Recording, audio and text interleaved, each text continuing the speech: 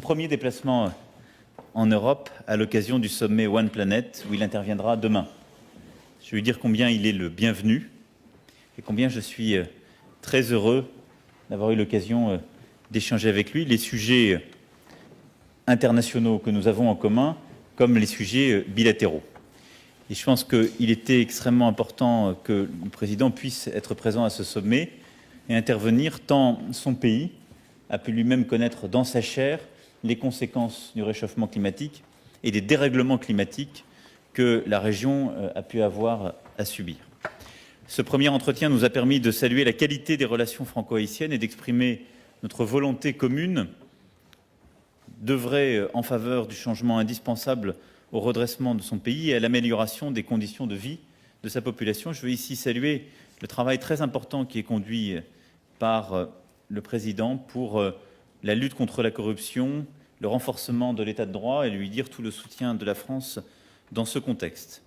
Je me félicite que dans les prochains jours, un accord de siège avec Expertise France puisse être finalisé, qui permettra d'œuvrer en la matière, ainsi que les initiatives bilatérales qui ont pu être prises en termes de formation de la fonction publique et de la haute fonction publique haïtienne, ce qui est un élément important de la structuration de l'état de droit. Notre souhait est aussi de pouvoir consolider l'aide internationale pour ce qui est de la France et consolider aussi la part des investissements français en Haïti. Haïti fait partie des pays prioritaires de notre coopération et nous accordons une grande importance à la relation bilatérale dans ce cadre. Je pense que tout le travail, là aussi, de lien avec les bailleurs internationaux que conduit le président est extrêmement structurant en la matière, comme les discussions qui ont été entamées avec le Fonds monétaire international et les réformes ambitieuses pour donner un cadre aux investissements étrangers. La France, par le truchement de l'Agence française de développement, s'est concentrée sur 3 secteurs prioritaires: l'éducation, la bonne gouvernance et la lutte contre les effets du changement climatique. En matière d'éducation, le plan d'action établi en 2015 sera intégralement exécuté, avec 50 millions d'euros annoncés. Et en matière de changement climatique, le travail conduit depuis 2 ans a permis d'aboutir au Fonds vert, justement un projet d'adaptation et de gestion des bassins versants pour 30 millions de dollars. Et Haïti pourrait devenir à ce titre l'un des premiers, si ce n'est le premier pays, à obtenir un projet d'adaptation dans le cadre de ce fonds vert. Nous sommes convenus d'accélérer en la matière le travail pour, en termes de travaux publics, en termes d'électrification, accélérer la coopération bilatérale qui permettra là aussi d'arriver à la réalisation de projets concrets.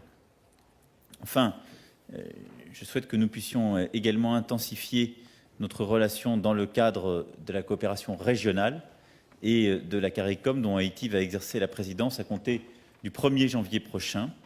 Comme vous le savez, nous avons plusieurs territoires qui sont candidats et ont entamé des négociations en vue d'adhérer à l'organisation en tant que membres associés. Et je souhaite que nous puissions arriver au terme de ce processus. Et je redis toute ma volonté de pouvoir avancer avec la CARICOM sur des projets concrets. Le sommet de demain sera d'ailleurs une traduction concrète de cette volonté de coopération renforcée, puisque la CARICOM s'engagera de manière très concrète en la matière. La francophonie est également un élément qui nous unit, Haïti faisant partie justement des membres fondateurs, et je souhaite que nous puissions encourager toute la région de manière très concrète, et nous allons nous y employer, les initiatives que vous prenez en ce sens. Je redis ici au président tout notre souhait que des entreprises françaises viennent davantage investir en Haïti. Nous allons les y pousser par des initiatives ponctuelles et des accompagnements. Et je crois que toutes les réformes que vous êtes en train de conduire sur à la fois l'état de droit, le cadre d'investissement et la modernisation de l'économie permettront d'œuvrer en ce sens de manière efficace.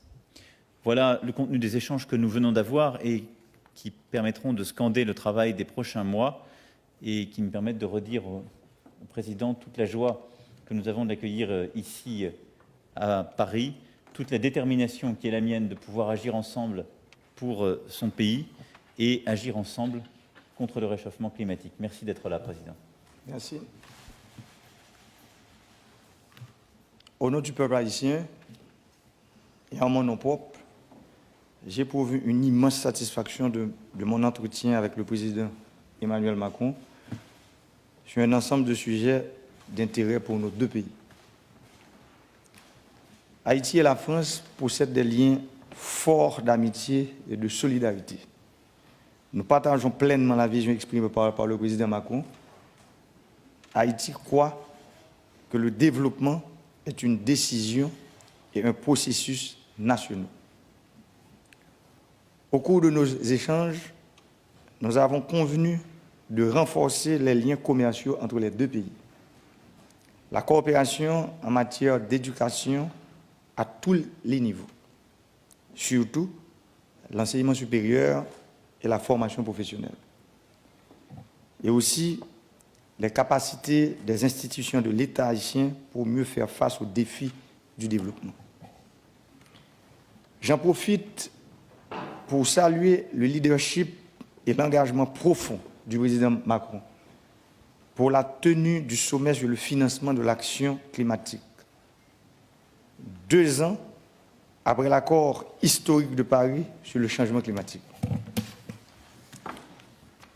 Haïti soutient fortement cette initiative et entend, au cours de sa présidence tournante de la CARICOM de janvier à juin 2018, œuvrer pour l'adoption de mécanismes sous-régionaux pour permettre aux États insulaires de mieux adapter leur économie, leur environnement aux effets du changement climatique. Vous pouvez compter sur nous. Nous sommes en train de travailler pour que le français, comme nous l'avons si bien dit, qui est notre langue officielle, soit en fait une langue, la langue de la CARICOM aussi. Et nous sommes en train de travailler pour que nos frères de la Martinique et de la Guadeloupe puissent participer aussi dans ce grand mouvement de la CARICOM, parce que la CARICOM, ce sont des pays de la Caraïbe, et je pense que Martinique et Guadeloupe font partie aussi de la CARICOM. Je vous remercie. Merci beaucoup. Merci, messieurs, dames.